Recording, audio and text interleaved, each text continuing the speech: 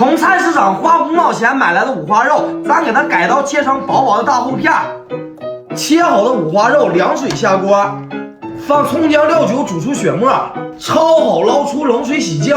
锅中有热，下冰糖，熬至枣红色，下入五花肉，翻炒上色，来点忘情水、生抽、老抽、蚝油、葱姜八角、树皮、树叶搞里头，上盖中小火咕哒它半个小时。